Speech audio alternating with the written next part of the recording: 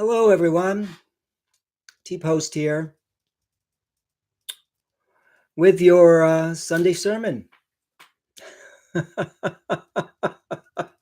Great to be with you again. Today's sermon is about embarrassment. Embarrassment. What have you done that's too embarrassing to talk about? Come on, it's just you and me. We can talk. So what is embarrassment? When it comes down to it, what is feeling embarrassed? There's a light version and there's a dark version of embarrassment. The light version involves no harm to others. And the dark version does involve harm that's occurred. But what I'm addressing here's the light version. At its core, embarrassment is shame. And that's probably the most negative, lowest vibration we can experience. That's the deepest form of separation. Primal fear of having our intelligence and self-worth questioned, compromised. It's a threat to the ego. Ego no like. Yet in a sense, there is no objective embarrassment.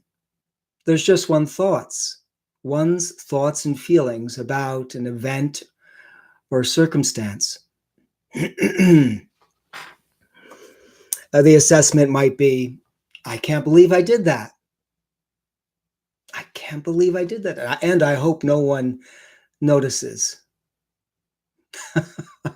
Or I'm too embarrassed to tell you what I'm really going through. It's okay to be foolish. It's okay to do foolish things. Again, I'm not talking about the dark side of embarrassment where actual harm is done to another. You know, I'm never sure what I'm going to talk about each week. Something comes up and I explore it.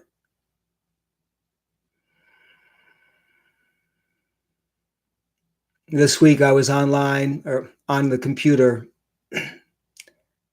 Hi, Christina. Good to have you with me, with us. This week I was online on the computer creating a website. And I had some headshots of myself up on the screen. And my wife walked by the door and I became self-conscious of it. There was embarrassment present. And I felt it, and it became the topic for today's talk. So what have you done that you're embarrassed about? Years ago, I was leaving an acupuncturist office in Stockbridge, Mass, and going past a luncheonette, and I slipped on the ice. It was winter. Fell right on my butt. I got up and I slipped again and fell right on my butt. And I looked around. There was absolutely no one on the street who saw me. And in a sense, I was relieved. So I walked into the luncheonette. It was way past, it was late in the afternoon. Yet the door was still open. There was no one in there. There was someone in the back room, but at least I sensed that. And I waited to see if someone would come out to talk with me, but no one came, and I decided to just leave. I regret that afterwards because, you know, someone more frail than me could have slipped on that ice and hurt themselves. I didn't warn. But there was embarrassment at work. When I was a young man going to college in New York City, I went to something called the Fashion Institute of Technology and graduated from there. And when I began my career, I rarely spoke about that college. I was embarrassed by it. I was embarrassed because it was not as prestigious as others, and because it wasn't maybe manly enough. FIT. So do you sense the inherent freedom that's possible here? Just openly discussing these things. In Buddhism, they have something called the Eightfold Path, which is a response to the question, how do I find a way out of suffering? And they propose 8 behaviors. And that is correct view. I use the word correct. They usually use the word right, but right and wrong are emotionally infused terms. So correct is less so.